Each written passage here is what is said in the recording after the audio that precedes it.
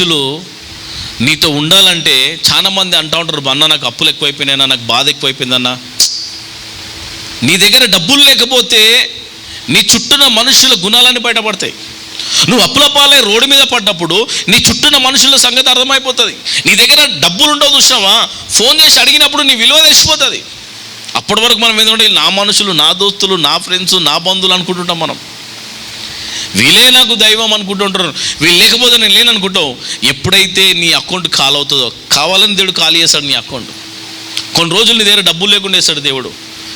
కొన్ని రోజులు నేను ఆకలి మంటతో దేవుడు ఉంచుతాడు.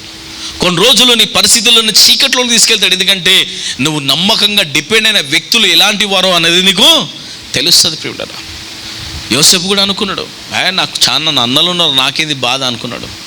కానీ ఒక టైం వచ్చినప్పుడు ఆయన నీతిని, అతను ఉన్న నిజాయితీని ఓర్వలేకపోతున్నారు. ఈరోజు నీకు కూడా అలాంటి సిచ్యువేషన్స్ ఉన్నాయా? అలాంటి ఒంటరి పోరాటంలో పెనుగులాడుతున్నావా? అలాంటి ఇబ్బంది అనే కొలిమిలో నువ్వు పోరాడుతున్నావా? ఎదగాలని ఆశ ఉంది, సేవ చేయాలని ఆశ ఉంది, దేవునితో గడపాలని ఆశ ఉంది, నువ్వు ఒక పొజిషన్లో ఉన్న ఆశ ఉంది, నేను ఒక ఉన్నతమైన స్థితిలో ఉండే ఆశ ఉంది, నాకంటూ ఒక బ్యాంక్ బ్యాలెన్స్ ఉండాలని ఆశ ఉంది, నాకంటూ ఒక మంచి జాబ్ ఉండాలని ఆశ ఉంది, నాకంటూ నేను ఒక సంతోషమైన జీవితాన్ని అనుభవించాలని ఆశ ఉందంటే, నేను ప్రియులారా, మనిషి వీలైతే నీకు 2 పూటల భోజనం పెడతాడు. మనిషి వీలైతే ఒక మంచి హోటల్ తీసుకొని నీకు మంచి విందు ఏర్పాటు చేస్తాడు.